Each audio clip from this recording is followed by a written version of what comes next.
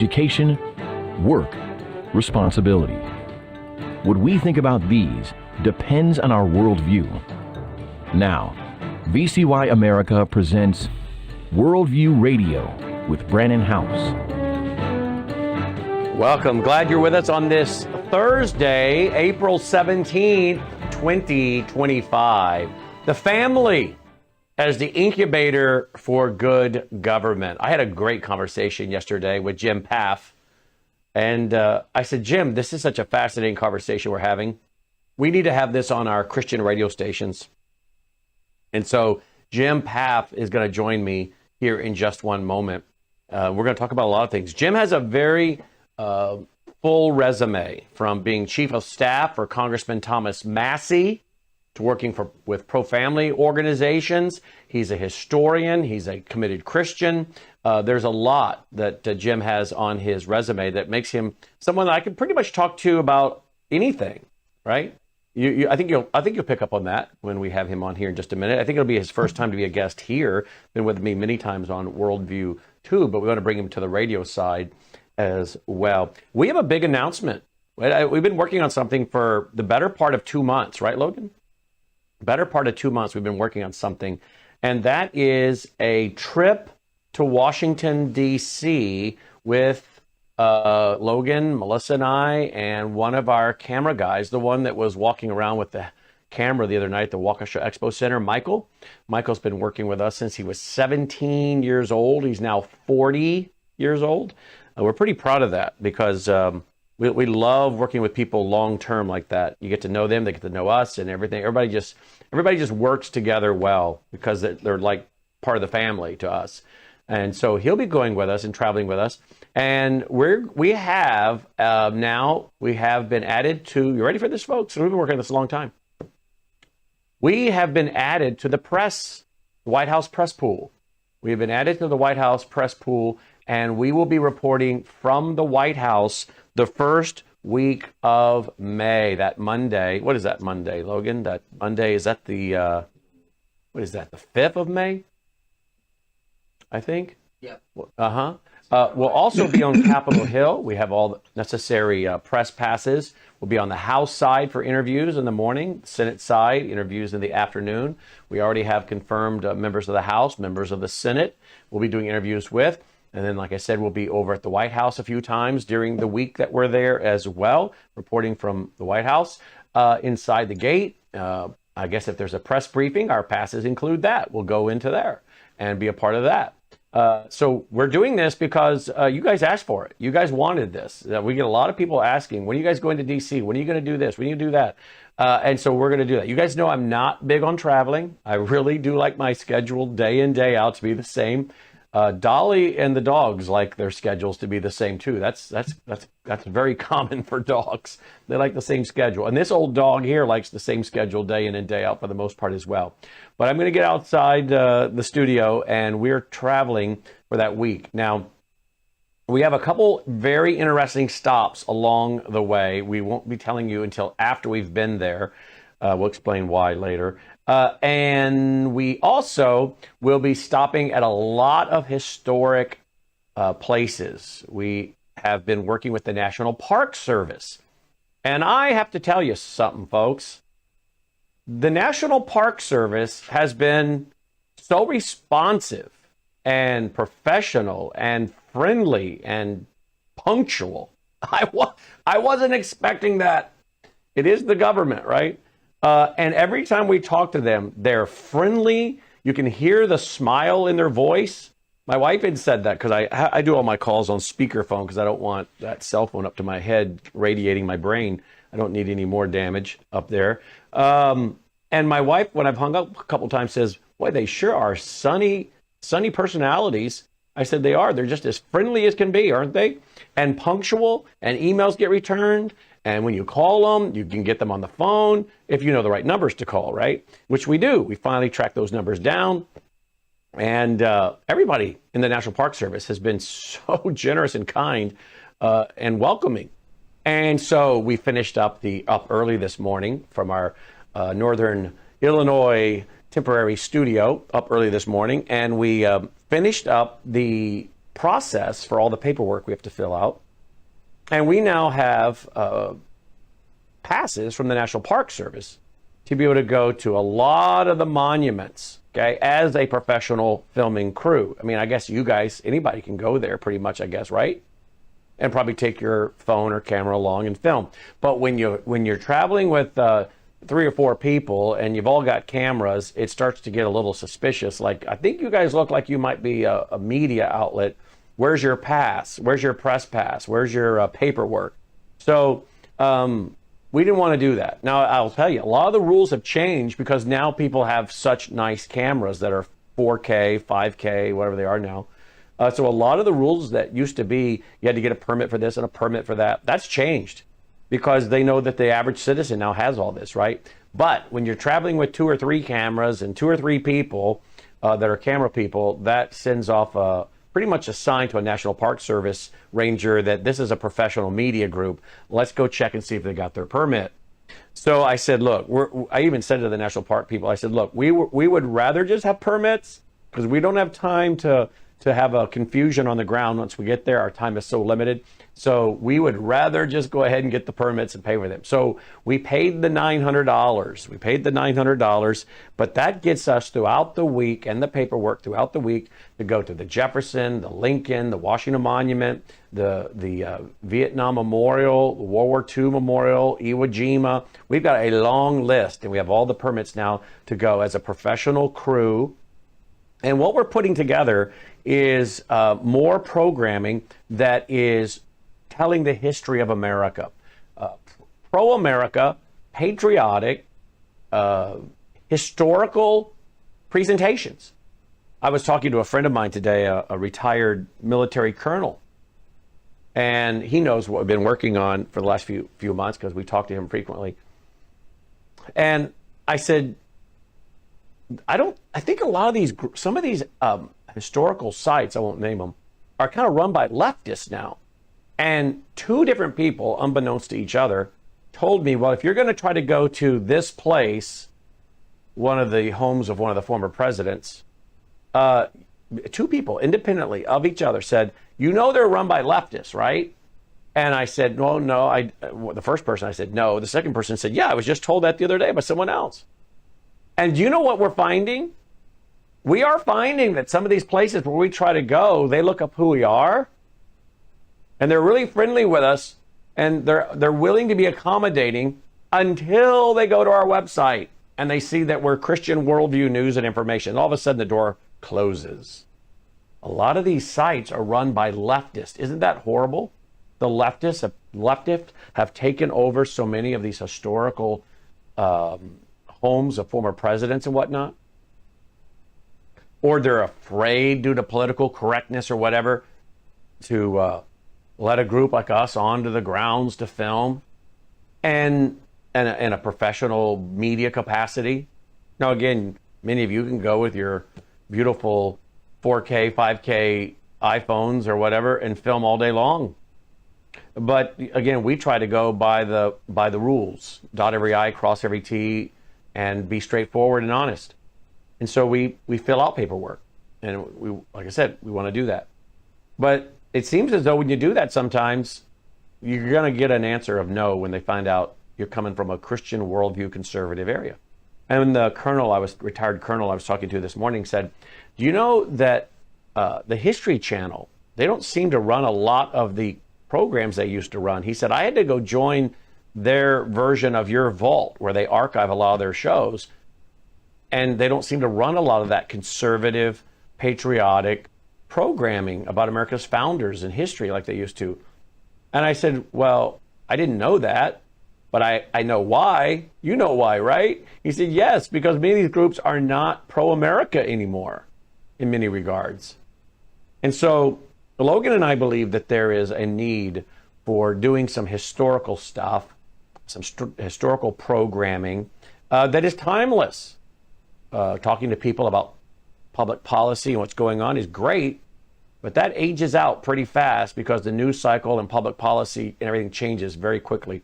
But telling the story of our founders and our history and our nation and those sites, That doesn't age out. That's timeless stuff, right? So we're going to be producing some wonderful pieces that we'll be making available to you guys, and we're excited about that, as well as interviewing people on the House side, interviewing people on the Senate side.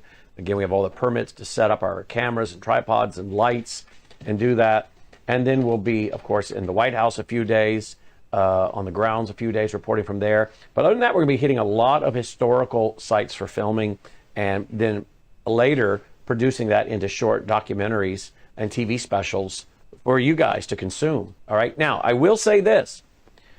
We have a motor coach and a driver and professional driver, professional coach that will take the crew and all of our equipment, and that way we can just hop on, hop off, and we're not having to worry about anything but reading our notes, where we're going to the next place. I'm going to have to memorize a lot of scripts because I don't think they just have electricity to plug in anywhere for a teleprompter on these historical sites. So I'm going to have to memorize a lot of scripts that I'm putting together about this monument, this place, so I can do stand-ups. So we don't need to be worrying about parking and getting where and going where. We get dropped off and they can go park the bus because there's buses everywhere. It's DC, right? Got tourists all over the place, and tour buses.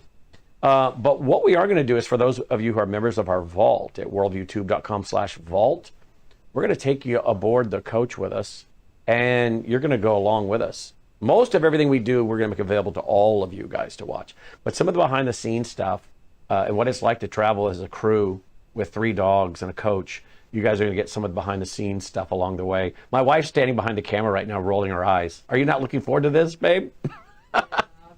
She said 3 dogs. Yeah, well, I only bought one of them. Someone else bought the other 2. But you guys will get the you'll get the benefit of that as Vault members. So we're looking forward to it. We have been working on this a long time, but we didn't want to mention it until after our event in Waukesha, because we wanted all of our emphasis to be on that. And now that that's over, we're spending really a lot of our time on finalizing the details of what's to come with this very special trip.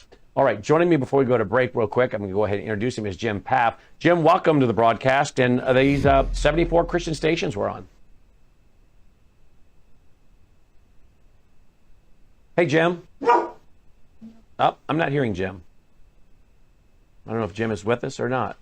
Oh, I'm here. I'm sorry. My bad. All right. Hey, Jim. No problem. Had yourself muted. That's all right. Welcome to our Christian Radio Network and VCY America. Glad to have you with us. Yeah. Thanks for having me, and really looking forward to this Easter weekend coming up and celebration of Christ. And thank you, Donald Trump, for emphasizing it this week. Well, I want to talk about that when we come back from the break. The music's about to play. Computer will take it away.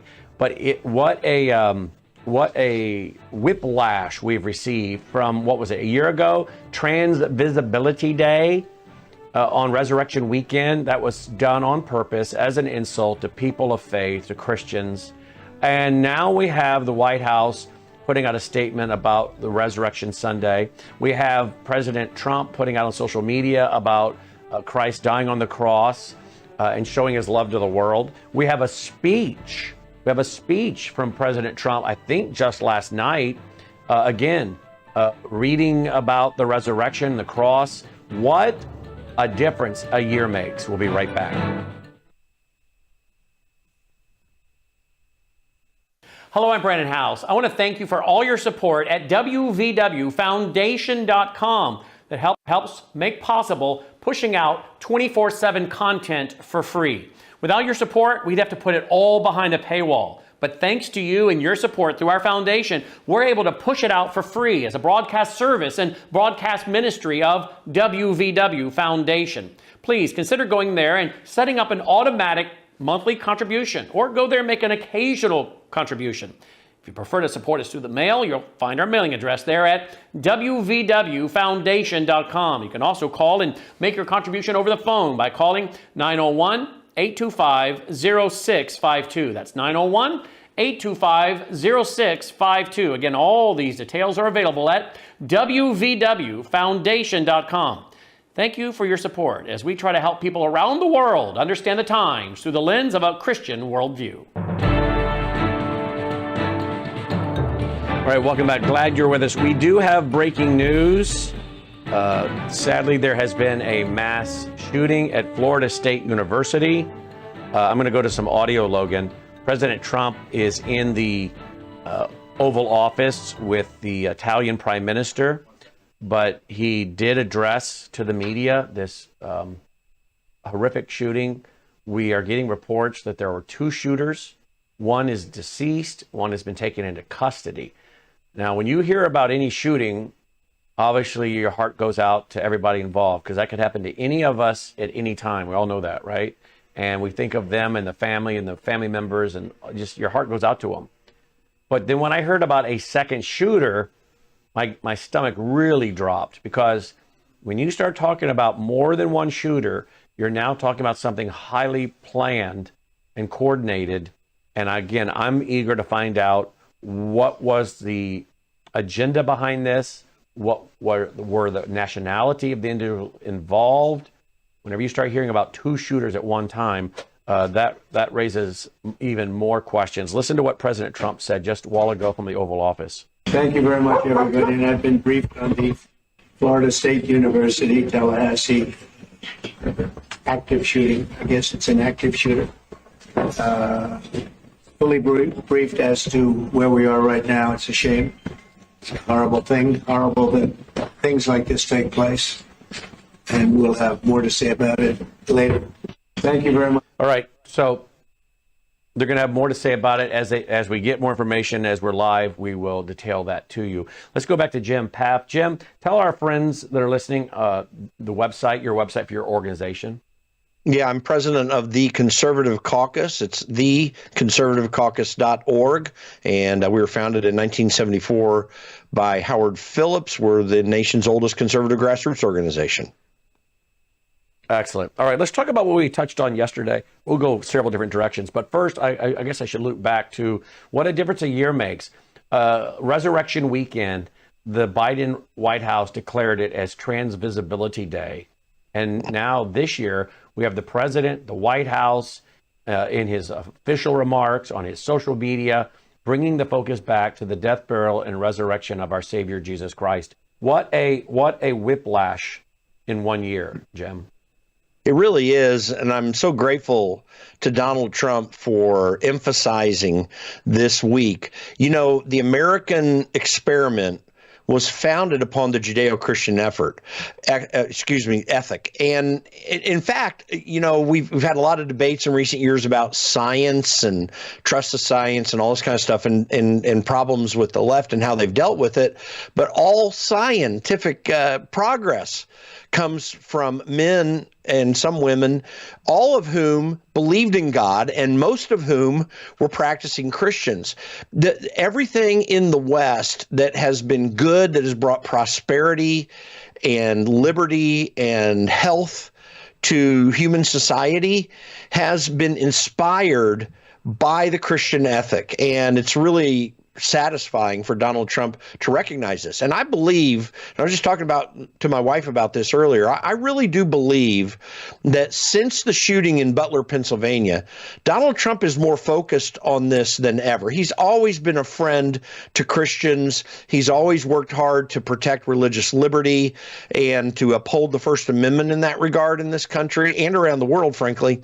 But this is just one of those special times when someone so affected by what should have been a horrible tragedy, really giving thanks to God for not only the election that took place to save us from Trans Day of Visibility, which is just a horrible pagan idea, and then to bring it forward as a real honoring of God's mercy and grace on this country. Donald Trump doesn't see himself as a central figure in all of this, against the narrative that he's some sort of narcissistic personality. No. He's focused on the American people being strong and serving that end. And I think laying this before the Lord this week has been a fantastic thing that he's done. Yeah, absolutely. Praise the Lord. We, I don't know. You're a veteran. I mean, you were the chief of staff on Capitol Hill for Thomas Massey. Your resume is pretty impressive. So there's very little we can't talk to you about, that's for sure.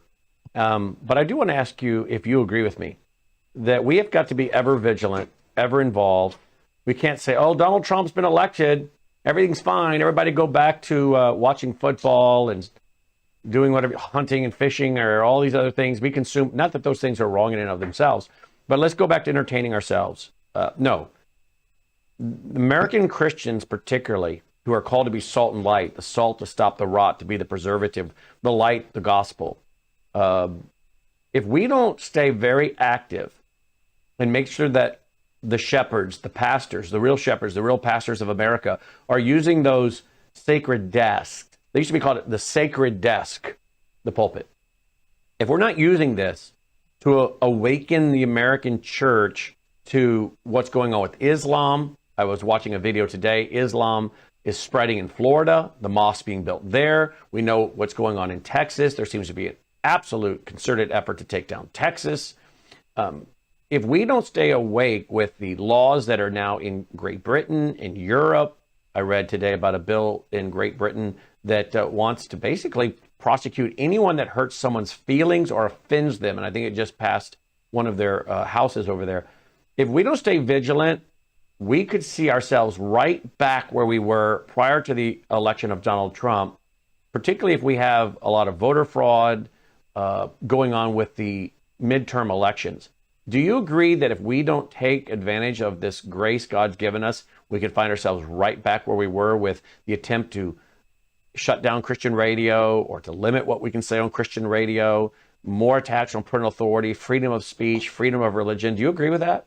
Oh, it's absolutely constantly at risk. You know, Ronald Reagan famously said that liberty can go away with just the next generation at any given time. And so we, as a general principle, we need to be constantly working to assert what our liberties are. We as Christians need to recognize we don't obtain our liberty from the Constitution. We don't obtain our liberty from elected officials. And by the way, we don't get our liberty from the courts either. That's not where liberty comes from. That's not where good government comes from. God is the judge of the universe. He is providential over the affairs of all mankind. He recognizes what countries do, and he will bless or curse them. We read this throughout the scripture that God judges nations, but he also moves the heart of kings. Now, when we consider all that's been happening in this country, we need to recognize as Christians, this is a very real spiritual battle.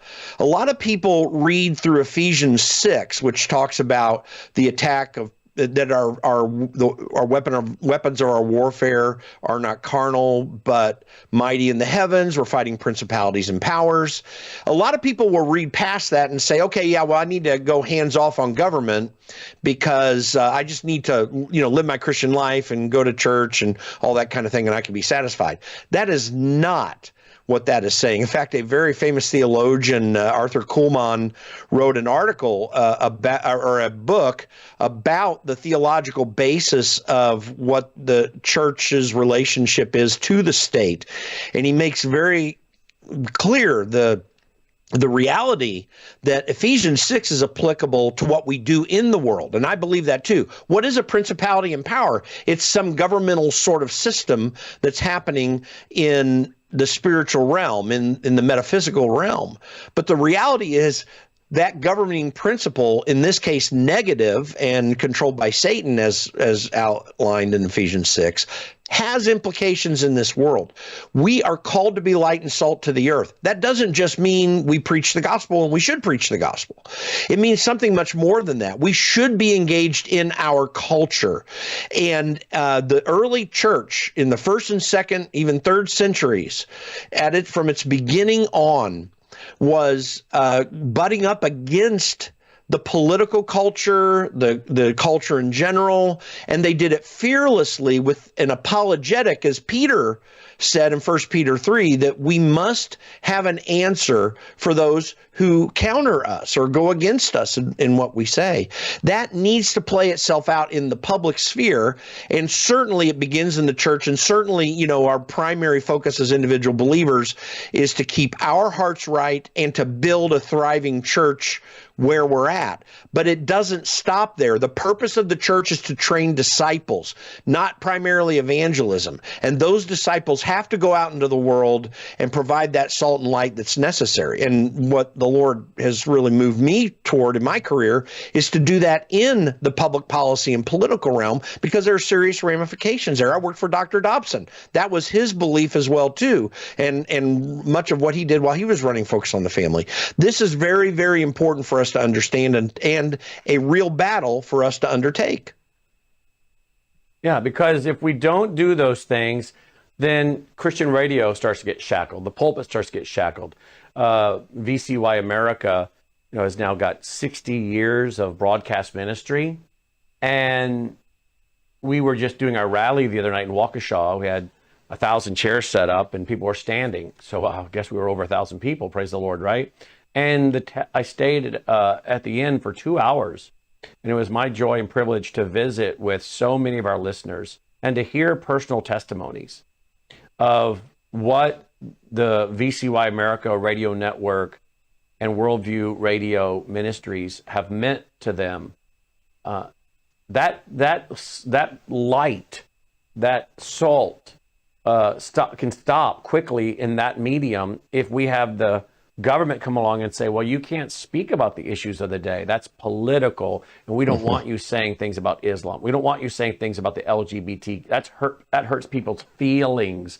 We're now going to fine you, and if you keep this up, we're going to take away your license to broadcast. We may even prosecute you.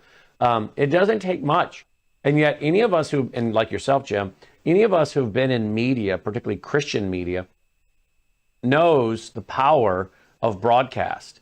I like to think of the seed being broadcast. You broadcast the seed, and some of it takes roots. Some of it, goes into the ground and it produces fruit. And that's what we're doing. We're broadcasting the seed of truth, and we don't know what kind of soil it lands on in the heart, but we know for some it takes. And to lose the ability to put that out is an attack on what we're called for as Christians. And I think that's what you just said, and I agree with you 100%. We got a break coming up in less than a minute. Again, the computer will take it away, so I'll jump in when the music starts. But the family is so crucial to this. The incubator, the family as the incubator for good government. You and I discussed the other day, as we like to talk about here, that when Noah gets off the ark with his family, the right of civil authority was given directly to him and his family. If innocent blood is shed, you have the right to take life, capital punishment given to that family. Civil authority, the right to self-defense, the right to defend one's family, private property, all these things are given to individuals. Individuals end up making up families. Families come together individually and make up governments for the purpose of defending individual rights collectively.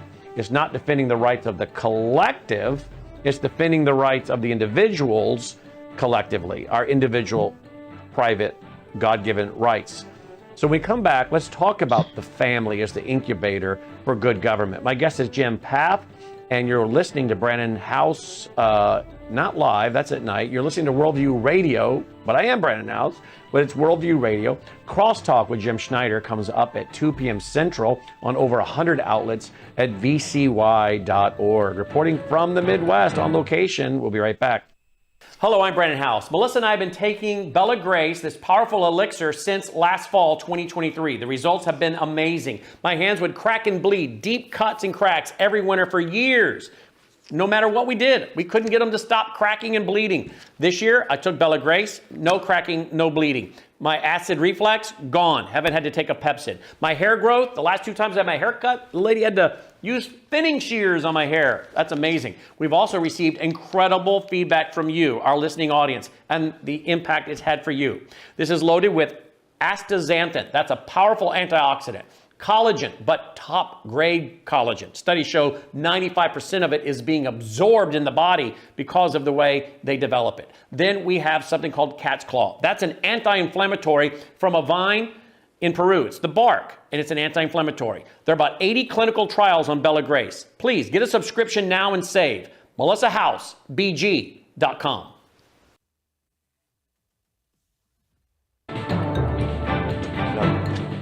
All right, welcome back. Glad you're with us. Worldview Radio, our website, worldviewradio.com. We are now getting word that there are at least 5 dead, 6 injured, 1 critical Florida State University shooting. This is fluid. We pray these numbers change and that they go down, not up. But that's what we're getting now. We're even now seeing video footage reportedly from Florida State University shows one suspect opening fire on people running from the student center. So again, we'll keep you up to date on this as well. Jim, before we go to the issue of family and family being the incubator for good government, you have a passage I think you want to talk to us about. Is that right? From the scripture? Yeah. Because when we get to the family and the critical nature of it that we're going to talk about, we need to understand what form of government God really does want. And I've made the argument that God does want limited government. In fact, he might want something close to almost non-government. I mean, we go back to the period of the judges. We go all the way back to Moses himself. And what was the design of government in Israel at the time? It was a system of judges, a requirement that those judges have moral character, and that they just adjudicate disputes between people and or other problems in society through a judicial system. There wasn't a formal king. There were a few little times where briefly there was someone that attempted to be king in the book of Judges, but it wasn't a set of kings. It wasn't a set of government requirements. The only real governmental type organization was the temple worship that existed at the time. And but when Israel came to Samuel, the last judge, and said, we want a king just like all the other nations, Samuel took offense at it. He took it to God, and God's response to him was, Samuel, they haven't rejected you. They rejected me. And what does that mean? It means that God wants a system of government where people seek him first and are responsible to him first. Now, when we get into Romans 13, obviously, there are some modifications of that understanding that are very helpful because the early church was dealing with secular governments that existed apart from any of their efforts. But in 1 Samuel 8, when God rebukes Israel, he gives them a warning that when you have a king, he's going to take your money, he's going to use your produce, he's going to control much of your life. I mean, when you read that passage of scripture, it almost reads like everything that we're challenged with in the United States right now. I believe our founding fathers understood this principle, and they wanted it to be a very limited government. We spend in the federal government 70 to 80% of what we spend is unconstitutional. When you read Article 1, Section 8 of the Constitution, what Congress is authorized to spend money on, it goes way beyond those boundaries. I think the founding fathers knew that a limited government, leaving people to their consciences to live their lives, drawing from the 10 Commandments and the understanding of the moral law, that you could have a good nation that would be prosperous and good. And we've had that for most of our history, except for about the last 60 to 80 and really the last 100 years, we've been struggling with a turning away from that principle. 100%. Of course, so much of it, 1913, the Federal Reserve, federal income tax, and the way they have, you go read the Communist Manifesto, the 10 planks of the Communist Manifesto, a progressive income tax. Here we are. I did read some good news. It looks like the acting IRS director is going to be a whistleblower, or not a whistleblower, but he's going to be put into a whistleblower's going in at some level, I read today. But I guess they're going to grab a former congressman to be the acting director of the IRS, who I guess is known as being very much for the common man. I guess he is a former auctioneer, among other descriptions, accountant or something in finances. So I don't know what President Trump's going to do with this IRS. but think about what it has done to the family. You talk about the attack on the family, and then you add inflation, the hidden tax, and forcing more and more mothers into the workforce, two parents into the workforce.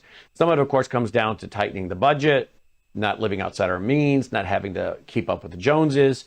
But of course, I think a lot of this progressive taxation and inflation to grow the size of government has been in order to force more moms into the workforce so they don't keep the home fires burning and build that incubator that creates children that reflect the moral law, understand the moral law, understand the principles and virtues of good government. I think this has largely been by design. Would you agree? I think it's the effect, and for some people it is the design, that it has its socialist and even communist moorings, as you rightly mentioned.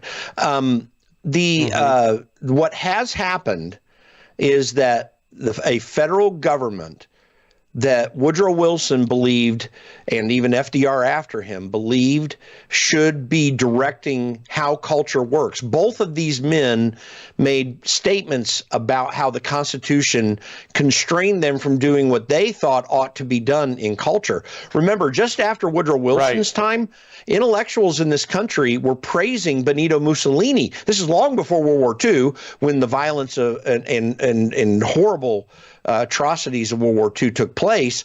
He was applauded in the intellectual elites here in the United States for organizing culture in a way that they thought was useful, and they wanted to go to his model. And it was a complaint that they were constrained by the Constitution from doing so. But what has happened with the income tax in particular is that it confiscates the wealth of all individuals, obviously, but families. They said it was only going to be the wealthy people that were going to be taxed. And then it quickly, within about a 10, 20-year period, it was going down to everybody. When you confiscate that wealth out of families, it almost forces women eventually to need to go into the workforce to make up the difference. So that's been the effect of it. And listen, the communist principles are anti-family, fundamentally at their core. All individuals are the wards of the state in a communist system, and certainly in socialist systems as well, which is only a slight modification thereof. And when you take wealth out of the family, you make it hard to build and form strong families, which are fundamental to any society. Like, this isn't just a principle of taxes. This is just a principle of how societies work. Family is a central structure that provides security, benefit, and future benefits as well by raising children who can do well. And if you've got a married mother and father in the home, it doesn't matter how good the marriage is. If you take out physical and sexual abuse situations in marriages, the social science makes it very clear for 60 years now that a married mother and father in the home is always better for overall outcomes of young children. You still have some percentage that go bad, but it's 60, 70% on major factors, you tend to have success. That's what families bring to a society. And by the way, last point on the income tax, the reason governments want income tax is wars. I mean, that's really the purpose for an income tax, and getting away from a gold standard, which is the other part of that. Because if they can confiscate the wealth of people, they can fund wars. This is literally the purpose for Woodrow Wilson working to pass the Federal Reserve Act and to get the income tax amendment, 16th Amendment, passed nationally, was for that purpose. And that's it, for the expansion of government and what government wants to do. And at that time, war being really the only expansive thing that they were seeking. And it seems as though we may have just avoided, according to press reports, a strike on Iran by America and Israel. We'll deal with this more tonight on Brandon House Live with David Pine. But apparently, Pete Hegseth, Tulsi Gabbard, White House Chief of Staff Susie Wiles, that at least these three people, it's being reported, were really advising President Trump against striking Iran. We need to really be praying for President Trump, because I think there are some folks in the White House and around him that really want to go to war, or at least do these things. Now, I know that my friend Aaron Lavarco, our reporter in Israel, who's here in the States, was with us the other night. Obviously, they see Iran as a serious existential threat to the nation state of Israel and are wanting some help on this. I get that. But he also says, I understand where you Americans are coming from, that if you have terror cells, Hezbollah terror cells in the country, thinking that you can strike Iran with impunity without reprisal, is foolish thinking. And I think that's what Pete Hegseth and others understand. This isn't something you can do without provoking Russia, who has said that a strike against Iran is not acceptable. Then you've got China, who is in military alliance with Russia and Iran. And not to mention, if we start getting all up in that business, then China moves in on Taiwan, does a blockade there. We've got chips there. We get further against Iran. We've got pharmaceuticals coming out of there. I mean, we've got a lot of things the American people aren't aware of that require just-in-time inventory infrastructure. So people need to be praying for President Trump, because I think there's a war going on inside the White House as far as the war of ideas. And that's what you're talking about. A lot of groups, they make money going to war. What are your comments on what we're reading in the press today about this? To pick up on that last point, President Eisenhower was correct in talking about there being a military-industrial complex that really does want to make money off war. Frankly, I believe that's why we went into the Iraq War. Look at how we expanded DHS, how we created it when it was totally unnecessary. We got rid of how we did screening at airports, because it wasn't screening at airports that caused 9/11, and yet people made billions of dollars off that. There is a real desire to make money off government, because there's a lot of money sloshing around when you allow it to do that. But as to Iran, I do agree. We do not need to be dropping bombs on Iran unless there's a declaration of war by Congress. And that's what our Constitution provides for. A president can't start a war on his or her own. They must have authorization from Congress. And I would be totally against such a thing. And thank goodness for people like Pete Hegseth, Susie Wiles, and Tulsi Gabbard. Tulsi Gabbard in particular, she's got a really good voice in this area. She's not a thoroughgoing conservative, for those of you who think through conservative politics. She is a woman of character who understands how critical it is to take the right steps in this. And Donald Trump's being very aggressive with Iran, and I think he's going to figure some things out. But we don't need to be expanding in war constantly. This goes all the way back to the theology of St. Augustine, who first posited what's called just war theory. And others after him, and a few before, have talked about this issue. The reason for war is to protect oneself from aggression. That all wars are bad. They're even actually all evil. But some wars are just to go into when it comes to protecting yourself. We do need to have a very strong military that can protect our people. But it's not, we've got to stop constantly throwing it elsewhere. This is a phenomenon, a post-World War II phenomenon, where we really feel like we've got to go running into countries because it seems the quick and easy fix just to destroy the government. Well, we've been, after doing such things, setting up horrible governments that are far worse than what the people had beforehand. And it's something that we need to pay attention to as Christians and as people who care about these public policies. Well said. 1-800-347-9829. Your thoughts, your comments, your questions. 1-800-347-9829. Again, 1-800-347-9829. We're continuing to follow the breaking news out of Florida State University, where we have two shooters, one in custody, one was shot by police, and apparently going into the student union with a shotgun, handguns, and we'll keep you posted as that is a fluid story. Phone line's now open. Hello, I'm Brandon House. Is the government tracking you? Do they have access to all your data? Well, if you go to worldviewtalk.com, you'll find out about a cell phone company that, does not store your data. They don't do that. This is what they're known for. They don't store your data. You have privacy. You're not being tracked. That's why a lot of folks are turning to worldviewtalk.com. You'll find their prices are very competitive. All the details are there at worldviewtalk.com. worldviewtalk.com. Again, worldviewtalk.com. Oh, while you're there, not only do they have cell phones that aren't tracking you, you can find out about how to get a satellite phone. Should the whole system go down and you want to communicate with a family member or a loved one, you might want to have a satellite phone. Or how about their solar generators? They have great solar generators. Check them all out right now. Worldviewtalk.com. Worldviewtalk.com.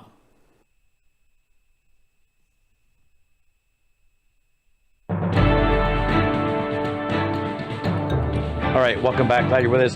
Worldview Radio, our website, worldviewradio.com. Stay tuned for Crosstalk with Jim Schneider coming up at the top of the hour. And by the way, I think it is this Friday, isn't it, Logan? Is it this Friday, Dalton? The Corrie Ten Boom, the reenactment. You guys might want to, if I were in town, I'd go see that. Next Saturday. Is that this Friday night, guys? Next Saturday. The 26th. If that were the 26th of April, well, I should know. You are watching Worldview too. If I were in town, I'd go to that. That's for sure. That looks fascinating. So be sure to be checking that out for all of you in the listening audience. Can make it over to the Waukesha Expo Center for that. But Crosstalk, 2 p.m. Central, here on the VCY network. Now, Jim, let's go to the phone lines. 1-800-347-9829. People, we'd love to hear your thoughts, your comments, your questions. 1-800-347-9829. Jim, give us your website address again, please. It's theconservativecaucus.org. T-H-E, theconservativecaucus.org. Now, let me ask before we go to the phone lines. Having been the chief of staff for Thomas Massie, can you tell the audience why it's important that they do continue to make their voice known to the congressperson? Because I think a lot of times we think, oh, that's not going to do any good. Does it matter when we call, when we write a letter, when we send an email? Well, yes, it really does. And it's not by the way, the final and best part of the process, but it's an important part of the one. The best part of the process is to get people unelected that are causing you problems. I mean, that's ultimately why we have elections. But what you do in situations like this, when people are on the fence, is you really show them that there is support for things that matter. And sometimes, listen, they know a lot of info's coming through, and there are organizations like mine that might be telling people to go contact them. But when they get these big, overwhelming responses, it does make a difference. I can think of many times, and not only Thomas Massie, I worked for Tim Huelskamp, former congressman in Kansas. When we would have the phone lines light up big, we noticed it. And if we knew it was a principle that either of these guys didn't, really hold on to, I mean, we might not respond to it right then, but you knew it would happen. You're not going to persuade everybody, but you can persuade some. These people are persuadable because they desire to get reelected, which is why the best security is to get involved at the ballot box. But definitely, it does move votes. It really can make a difference. Let's go to the phone lines. Ray in Kansas, line 3. Hi, Ray. Yeah, you were talking about liberty and the TSA. I had to say something about it. I've been trying for 20 years now to get something done about mailboxes. Where my license says my address is not where I'm living at. I'm in Kansas. My license says Quinlan, Texas. I moved it to Greenville. I still can't get a license. I'm one of those 7.2 million people that aren't looking for jobs because I already got one. I can't get to it because I can't get a mailbox at the post office. And that's liberty and the TSA from 9/11. They say for terrorists, I can't get a mailbox. And so I'm out here homeless and can't work. So I just wanted to say something about that as long as you're talking about liberties and how the government gives them to you and that's such that. Very sad. Sorry to hear that, Ray. Let's go to Daniel, line 1. Daniel in Wisconsin. Hi, Daniel. Go ahead, Daniel. Yes, thank you. I wondered if y'all would discuss if it's possible for President Trump to create a deep church and replace the deep state. And what would the deep church do? What would they do, Daniel? What would you think they would accomplish? No, we're not talking about trying to get a national religion. We're talking about putting Christians in the government in similar fashion how that they've put the liberals in there now. Mm-hmm. Okay, I get it now. And of course, I'll let Jim speak for himself.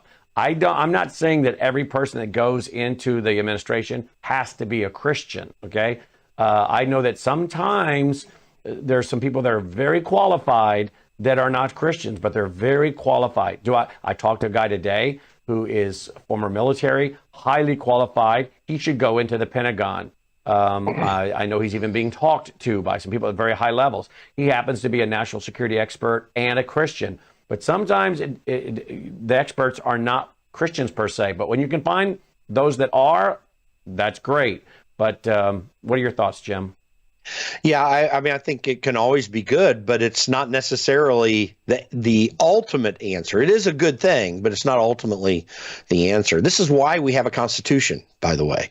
Everyone should do two things. Every person that cares about this country should do two things regularly. And you can piece it out over time, but you should do it. You should read the Constitution regularly, and you should read the Federalist Papers regularly. And I say that because I'm going to point to Federalist 51 right now.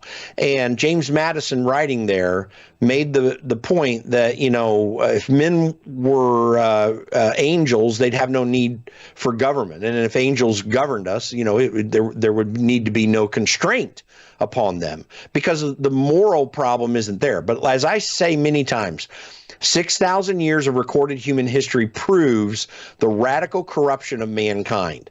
And that is not limited to non-Christians. Christians, too. I mean, we see Christian moral failures all the time.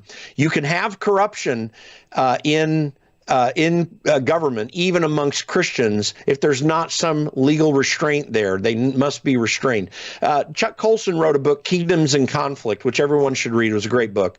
In the beginning of that, he brought up the scenario, and this is back far enough when I think Pat Robertson actually was running for president at the time. But he mentioned that, well, what if we did elect a Christian president? What would that look like? And he posited the possibility that Christian president would have major failures in their judgment and activities. So, I mean, it's not an answer just to have a Christian in there. We need a lot of that, and we need people to understand that, but it really takes self-restraint. And the last thing I'll say here is John Adams said that our Constitution was created, in his opinion, for a moral and religious people. It is wholly inadequate for the government of any other. We've got a lot of cleaning up in the church to do, too. There's a progressive wave in the church we need to be fighting against, and we need to hold our pastors accountable and our leaders to actually offering the gospel and moral, clear moral understanding into society. We need it badly. 100% agree with that. Jim Pfaff checking in today. Jim, great having you with us. Thank you, sir. Thanks for having me. Good to see you, Brandon. You too, my friend. All right, folks, stay tuned for Crosstalk, but also remember, tomorrow's Good Friday. I'll not be here tomorrow. We'll run a best of. Because we'll be traveling back from the Midwest to the Mid-South, all right? So pray for our safe travels as we get back and get set up for broadcasting back in our home base, all right?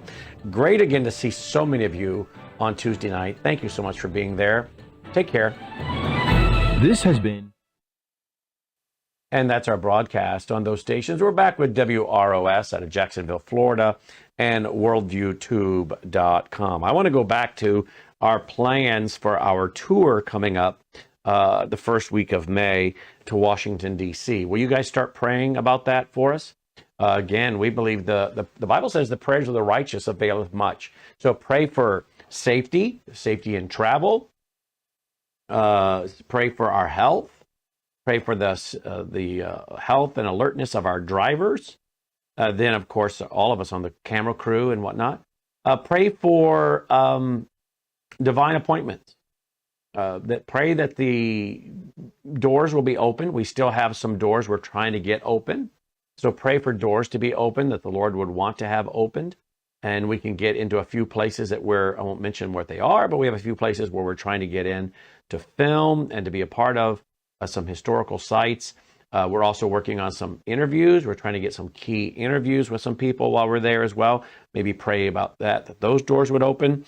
But also, again, here's a great opportunity for you to be involved with us. So if you appreciate what we're doing, it's going to be very expensive to go out there, bring everybody with us, put them up in the hotel, bring all the coach that we need to carry all the equipment. We have to set up the studio out there in a hotel suite, just like we have here, so I can keep doing the Worldview Report and all these other things. I will miss some shows that week. I'll have some guys guest hosting on TV at night on a few nights, but we'll still be doing some of the broadcasts live from there. So it takes quite a bit to go do this. And if you appreciate the fact that we're willing to get out of the studio and go out there and do this and do a lot of great interviews and some historical sites, and then come back into our post-production room and produce some great television, historical television for you guys to view. And by the way, a lot of your kids and grandkids need to see this, okay? Maybe you guys can't go to Washington, D.C. Maybe it's not in the budget, or it's just not something you can do right now. Your kids and grandkids need to know about our nation's history and founding. They're getting lied to in most of our schools today. So it's important to have this good history for our kids, to have people to look up to. A lady came to our broadcast, or not our broadcast, but well, we were broadcasting, but she came to our rally the other night. She had a 9-year-old son. His name was Ezra. And they had driven all the way from Madison, Wisconsin. And she brought her daughter and her son to meet me. And this little boy's father had passed away 2 years ago. I'd never met this family that I know of. And she said to me, "My son really looks up to you. And his father has passed away, and he really looks up to you as a male figure." Wow, that's a heavy responsibility and burden, isn't it? And I got a little time to spend with him and sign a book to him, talk to him and encourage him. But it caused me to understand that that's exactly what so many of our young people need today. They need figures in media as well to follow, to learn from, to look up to point them to the things and say, go this direction, go this direction. These are the values. This is the worldview to follow. So we need to use our position to point young people and say, you know, your parents are right when they try to tell you about our founding and the principles that have made our country free. And what happens if we aren't free? One of the places we're going to go to is the Anti-Communist Museum. Did you know there's an Anti-Communist Museum? I didn't. Tamara Scott told us about it. So we started talking to their director at the Anti-Communist Museum. That's going to be important to go to. So if you appreciate all we're doing, we need your prayers, we need your support. Help us with our budget to do this and push out this kind of programming. Please consider going now to worldviewfoundation.com, worldviewfoundation.com, and making a contribution of any size. Would you do that? worldviewfoundation.com. You'll also find our mailing address. Remember, it costs us around $40,000 a month to keep this network going, and that does not include my compensation, my salary. I have to make a living. I have bills just like you guys do, and my personal expenses, right? My family life. But that $40,000 a month is just our hard cost of keeping this network running. And we're pushing out free programming, and the bandwidth and storage bills is about $8,000 a month right in there. So again, our foundation helps us push out a lot of free educational ministry programming, and we need that support right now, please. Worldviewfoundation.com, worldviewfoundation.com. Now, I hope some of you will join the vault. A lot of you have been joining the vault. That's another way you can support us, is through our vault. And we try to do special things for those who are vault members to say thank you for supporting us and gaining access to our 35 years of programming there. But when we go there to DC, we're going to include vault members in some special on-the-bus broadcast for vault members, traveling behind the scenes, seeing what we're doing. Some of it will be live. Some of it will be put up. We'll film it and put it up in the vault. A report, maybe something we filmed an hour ago, and then we pop it up in the vault. So we'll be doing a lot of special programming for vault members through that trip. Hope you'll join. worldviewtube.com/vault, worldviewtube.com/vault. Thanks for watching. May God save America. Take care. You're watching Worldview Tube, built on the 35 years of Worldview books, documentaries, research, high-profile